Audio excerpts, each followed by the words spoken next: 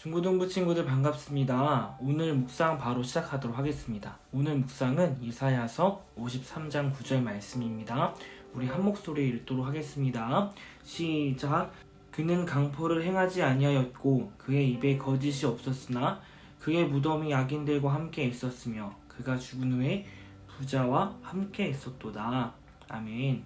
오늘 말씀은 이 개역개정으로 보았을 때 잘 이해가 되지 않아요. 그래서 쉬운 성경도 전도사님이 한번 읽어줄게요. 쉬운 성경 버전입니다.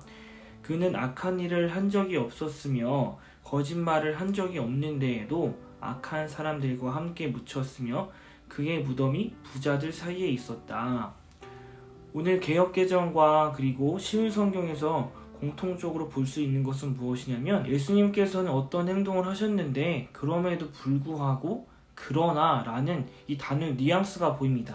아까 개역개정은 이렇게 기록되어 있었죠. 개역개정은 그의 입에는 거짓이 없었으나 그 이후에 어떤 행동을 당하셨죠? 그의 무덤이 악인들과 함께 있었다. 그리고 죽은 후에 부자와 함께 있었다 라는 것이죠. 그리고 쉬운 성경에도 이렇게 기록되어 있습니다.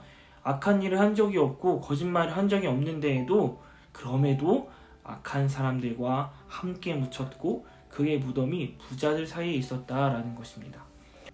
악한 일을 한 적이 없으시고 거짓말을 한 적이 없는 흠이 없는 분이에요. 죄가 없으신 분이죠. 하지만 오늘 말씀 속에서는 악한 사람들과 함께 묻혔고 그의 무덤이 부자들과 함께 있었다라는 것입니다. 그런데 여기서 우리는 궁금한 점이 생길 수가 있어요. 악한 사람은 인정. 부자들 사이에 함께 있었다. 부자는 축복받은 사람이 아닌가요? 라고 질문할 수 있습니다. 구약 성경에서는 이 재물이 많은 것을 복이라고 이야기하는데요. 이사야의 관점을 볼 필요가 있습니다. 이사야는 부자를 어떻게 보냐면 5장 8절 말씀입니다. 오호라 다른 사람들이 집과 밭을 차지할 수 없도록 집에 집을 더하고 밭에 밭을 더하여 이 땅 가운데 홀로 살려 한 너희들에게 재앙이 닥칠 것이다. 이사야는 부자들에 대해서 이렇게 기록하였습니다. 부자가 다 죄를 짓는 건 아니에요. 부자가 다 나쁜 건 아니에요. 하지만 이 당시에 부자들은 어떻게 했냐면 집에 집을 더하고 밭에 밭을 더해서 연약한 사람들이 땅을 소유할 수 없도록 한 사람들이 이 당시에 부자였다는 것입니다. 그렇다고 한다면 부자는 죄인 중에 죄인, 그리고 나쁜 사람 중에 나쁜 사람이었다는 거죠. 이러한 죄인들과 부자들 사이에 예수님이 함께 묻히게 된 것, 이것은 참으로 수치스러운 일입니다. 하지만 우리가 일반적인 눈으로 볼 때에 참 수치스럽고 예수님이 좀 안 되게 되어 보일 수 있어요. 예수님이 불쌍해 보일 수 있어요.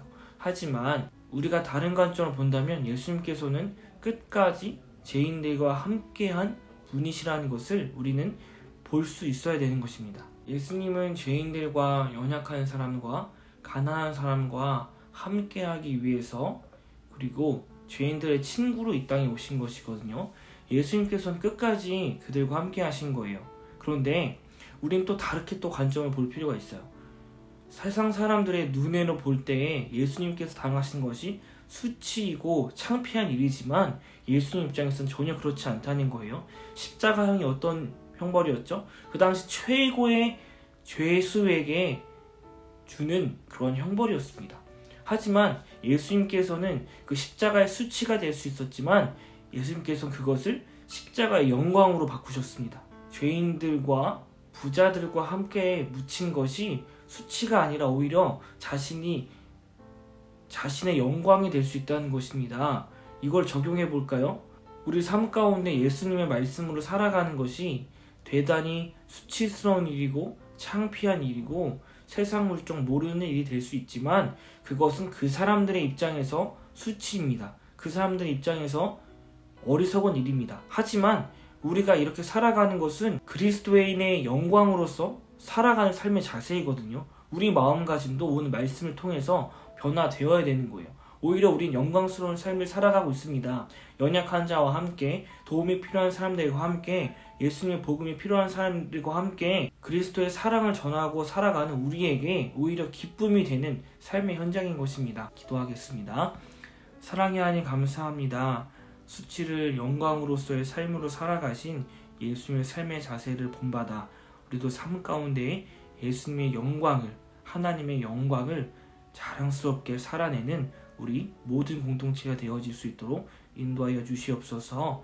코로나 위험 속에서 지켜주시고 몸과 마음 건강 지켜주셔서 평강의 마음으로 주님께서 위로하여 주시고 우리의 삶 가운데 더욱이 많은 복을 허락하여 주시옵소서. 이 모든 말씀 예수님의 이름으로 기도드렸습니다. 아멘.